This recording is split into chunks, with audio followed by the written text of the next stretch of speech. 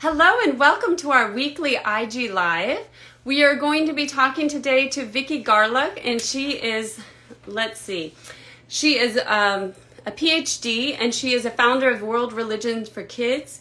She got her PhD with dual specialties in neuroscience and cognitive development, and for a decade, she served as a full-time psychology professor and then as a nurture coordinator and curriculum specialist at Jubilee Community Church. And hello everyone, and she is really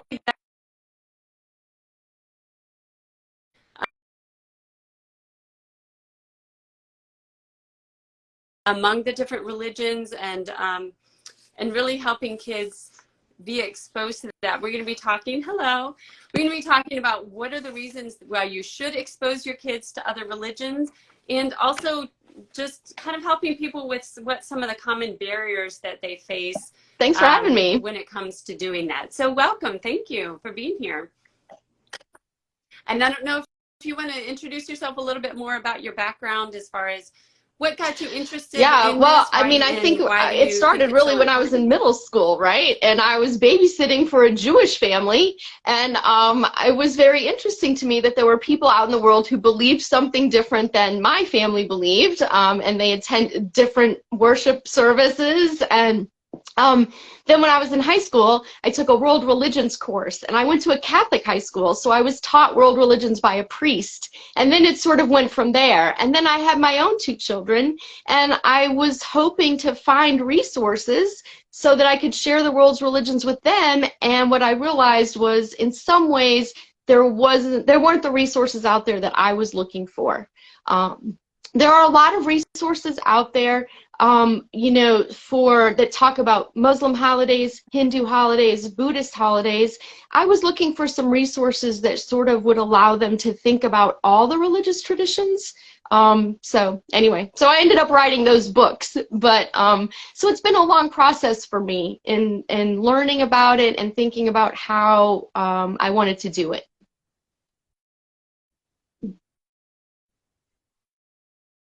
And why do you think that, I know we have an article up on the Multicultural Kid blogs today, which Vicki is a member. She actually served for a very long time on our editorial board as a supervisory editor, and has written lots of articles. So if you want to find out more, I think they're mostly like fun facts about different holidays or different religions. I think the thing that's impressed me so much is just how much you know about a lot of different religions and how accurate your information is. Usually my test, because I'm a Baha'i, and it's a religion that's not, either people don't know about it, or what they know is not necessarily accurate. And so usually when I find a book on world religions, I flip and see what they say about the Baha'i faith. And if that's not accurate, then I know they probably haven't done the research about other things. But your information is always so right on about the Baha'i faith and about all the other religions, which must take quite a bit of research. But can you tell us more? But anyway, sorry, I got a little off topic, but just to say that she does have an article up on our blog today about why it's so important to talk to kids. So the first thing you talk about research is kind of interesting. So I have done a lot of research, but at some point what I decided is if I really wanted to learn how people lived into their religion, I needed to go out and experience. And so I spend a lot of time at Hindu temples, at Buddhist temples. We have a very active Baha'i community here in Asheville, North Carolina, even though it's a small town. And so part of my quote-unquote research is actually learning not just from books and not just from sacred texts, but how people are living into their religion. So that's an important piece of what I do. So one of the main reasons why I think it's so important to teach kids about the world religions is because here we are. So if people are hoping that their children will not encounter people of another religious tradition, that hope is in vain. So it's kind of like, back in the day, hoping that you would only hang out with white people or Muslim people. It's not going to happen. Kids are going to meet people of other cultures, of other religious traditions, people who ascribe to all sorts of different belief systems. So what I tell people people a lot of time is this really, to me, is an aspect of raising global citizens, of helping kids really appreciate all aspects of culture, not just what people wear and not just what people eat, but what kind of belief systems people have. And I think there are some really solid ways to do that with kids.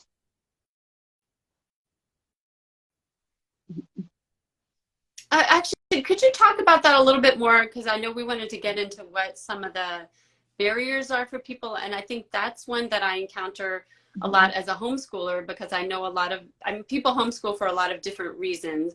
But one reason is there's some very conservative Christians, and they want to be very intentional about the people that their kids are around, and it usually is very church-centered. And for quite a long time, I think they are trying to shelter what their kids are exposed to. And I've even, you know, just talking with one time with some other moms, and their kids were around, and I mentioned something about one of our holidays. You know, we were just talking about what we were up to, and I was mentioning what we had done over the weekend, and she asked me to stop when her daughter came over. She was like, oh, she doesn't know anything about that, which I found, it was very strange to me. But I imagine that's something that you run across a lot, is people not wanting to teach their kids, I think because maybe they feel like it would come in conflict or it would undermine. So I think in general, families, so what would you say as with many other topics, families have to decide what works best for them, right? So I get that. But again, I feel like we need to move beyond feeling proud about the fact that our kids don't know anything about other religions. And I think, again, we need to realize, and I think some families will want to shelter their kids longer, and that's their choice. But what I see is that there are plenty of families out there who know they live in the same neighborhood where there's a synagogue, right? There's a child in their kid's classroom who's Muslim. So, and teachers know as well. They know that there are kids in their class that are Hindu or Sikh or whatever. And so I think that there are plenty of people out there who are realizing that this is important. And the next step then is to think about, how do we do that? Even if you want to do it. So the first step is, you know, realizing it's important, and the next step is, how would you do it? The other thing that I talk about in the blog post that was put out this morning is, you know, kids get bullied for being part of another religion. And so we've got to figure out a way to get in front of that. We simply can't raise another generation of adults who know nothing about religious traditions, and as a result are sometimes anti-Semitic, Islamophobic. Sikhs are often discriminated against because people think they're Muslim because they don't even know. So we've got to get on the front end of this. We've got to get in front of it and raise a generation of children that knows a little bit more than what many people know today. So if people want to do it, then, and I know plenty of people like that, then the next step is, my job is to sort of help people figure out how to do it. What kind of books would work, what kind of videos would work, etc.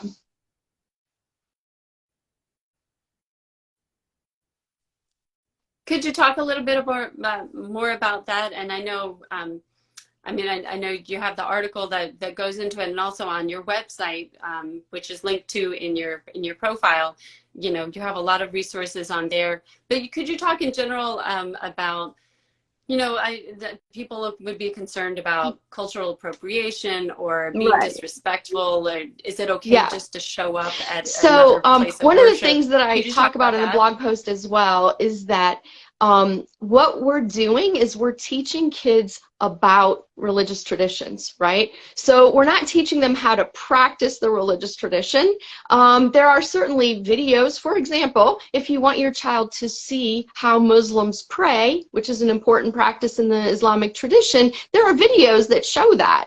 But you wouldn't actually teach your child to pray like a Muslim. That would be cultural appropriation. Similarly, we don't encourage people. You could have a menorah and you could show kids menorahs. You could even put the candles in them and count the candles and all of that kind of stuff. But I don't encourage people to light a menorah. Again, there are people on YouTube who give the blessing each night, and you could watch that.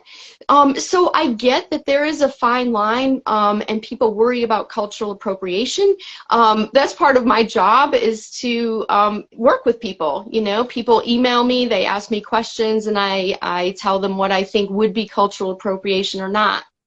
People also worry that they don't have the content knowledge. And so, you know, one of the things that I remind people is that most of the time parents don't have the content knowledge about everything anyway, right? So when we teach kids about other cultures, we don't always know everything about those other cultures, but we somehow feel safer with that. And so I encourage parents to try to use that same attitude. And many times, of course, we skim the book before we read it to our kids. We watch the video before we show it to our kids. But at the same time, we are open-hearted and open-minded, and we learn along with our kids. And that's okay too. And the I always hear about pronunciations, right? Because people don't know how to pronounce words. What's amazing is that a lot of books, and I have a page on my website with my book recommendations. Many of those books include glossaries and pronunciation guides, but I also try to remind people that mispronouncing words is not actually a sin in any tradition. And so again, it's the same with multicultural education. Sometimes you don't know all the words, or they're in German or Dutch or whatever. And so we need to somehow just get more comfortable with this idea of not knowing all the answers, not knowing all the pronunciations, and kind of being okay with that and learning as we go.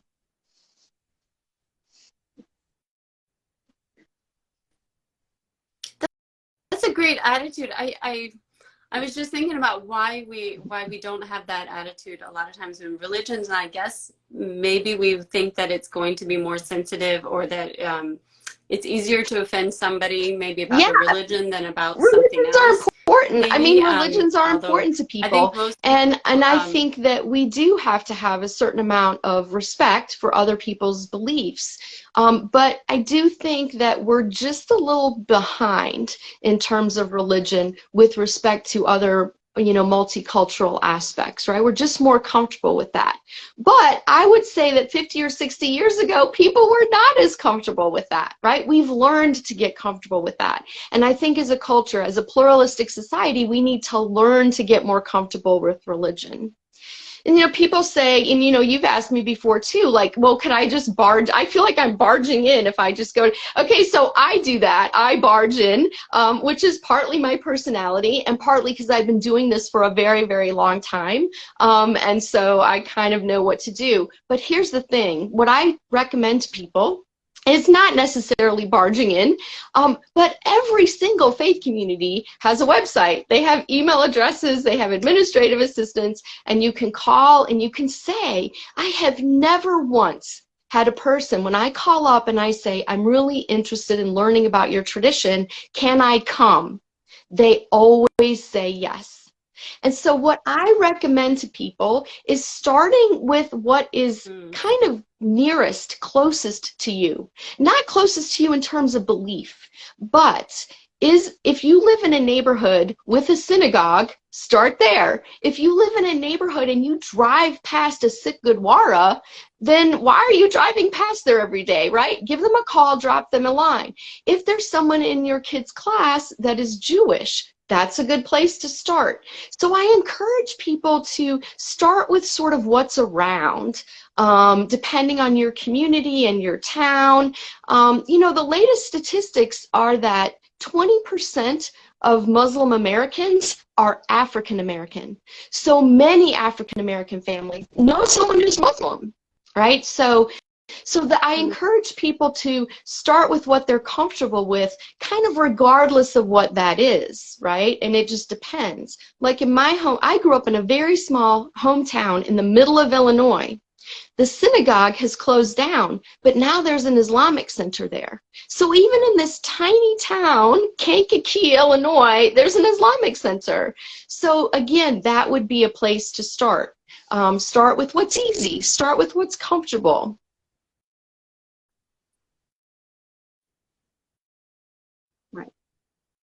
Right, and then you kind of get some experience and maybe feel more comfortable branching out. And I would just add that when you are reaching out, that's a good time to ask about, is there something that you need to do in order to be respectful at, say, their worship service? Because I know that when we went to the Sikh temple and we called ahead, they told us to, I'm trying to remember now because it's been a few years, that I think we had to wear head coverings, even if it was just for the kids, because we had some kids, even if they were just wearing a baseball cap, that was fine.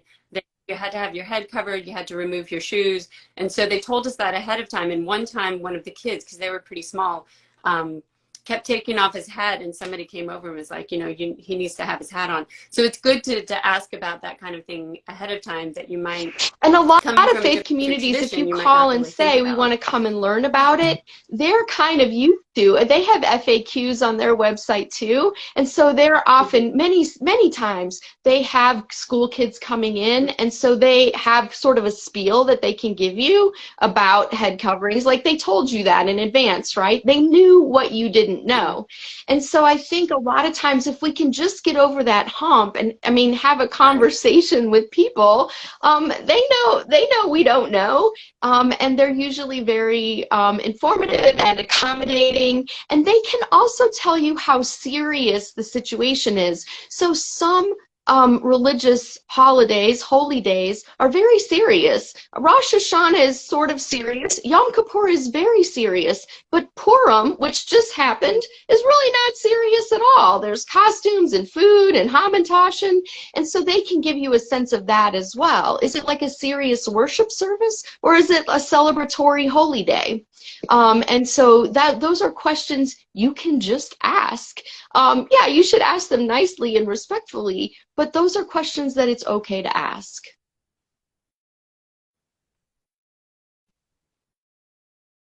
Yeah, and that's a really good point, and it might also, I'm just kind of thinking off the top of my head that in our instance, we were taking very young children, that I wish we had asked ahead of time about how long the service was, because it was really long for little kids to sit through. Like maybe we could have done something different, or just planned on going and kind of respectfully leaving partway through, because it was hard for them to sit through.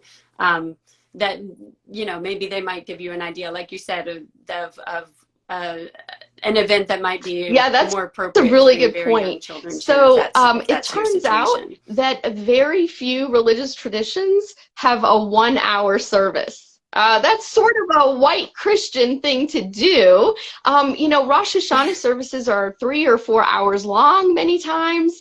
And so that is another good question to ask, is sort of how long would this be? Buddhist teachings can be quite long. And so, yeah, can you sort of come and go?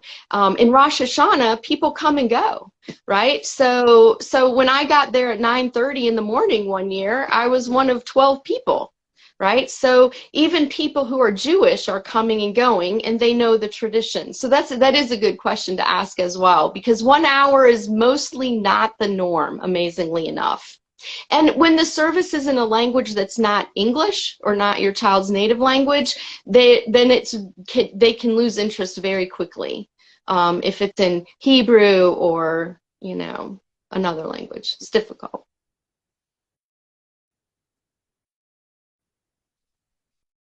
Yeah, that's a really good point, because that was probably part of it when we were at the Sikh temple as well, as they didn't really understand what was going on. I'm just looking at the time, because it's we're coming up a little bit on time, but I want to make sure that you have a chance to talk about your resources or other resources that you recommend, because like you said, your books really are unusual, because like you said, usually it's just resources about a particular religion, and yours really talks about it helps you really see all of them kind of. One of the books I published is called, I don't know if I can sort of show it, it's called We All Have Sacred Spaces. And so what it does is it looks at the inside and the outside of worship spaces in 7 different traditions. So indigenous, Hindu, Buddhist, Sikh, Islamic, Jewish, Christian.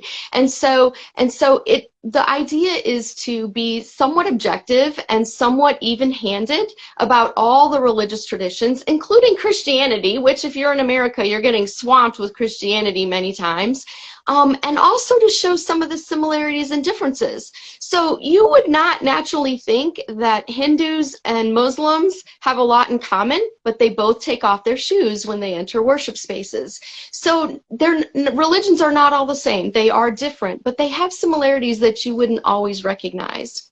My other book is called Embracing Peace, and so obviously this is backwards, but it's 16 stories about peace from 8 different traditions. So all religious traditions have stories about peace. All religious traditions teach us that we need to be nice to people, we need to live in harmony with one another and the earth, and so these are peace stories. I wrote my own versions of them, but they've been around, many of them, for centuries. And then my next book coming out, this is a proof copy, I keep hoping.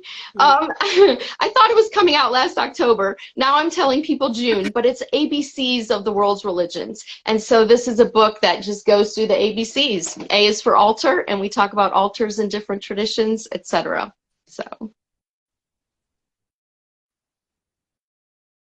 Oh, I love that. How did you go about choosing what to include in that book?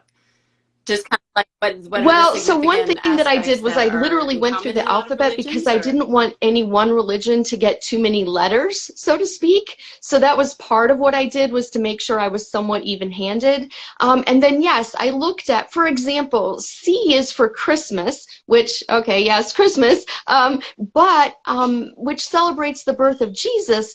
But many other religious traditions celebrate the birth of someone or a deity, and so that allowed me to talk about that. H is for hijab, which is fine, and kids need to learn about hijab and what that means, but there are head coverings in many other religious traditions, and so it provides some basic information, but then also a jumping off point, again, to sort of see how are religions similar and different, and what are they really trying to tell us about how we're trying to live in this world.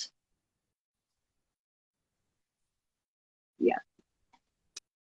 I love that, and that's a beautiful note to end on, because that kind of ties it all together as far as what the significance is, why we should be teaching kids about world religions. Thank you for joining us, and I encourage everyone to go check out her page. She has a lot of really like bite-sized videos that you can watch about different religions, different holidays. It's really great information just for adults also, but it's very kid-friendly to watch because they're just short little videos. And then, of course, at the link, you can find all of the books that she was talking about and other resources. Bye-bye. Thank you for joining us. It was so great.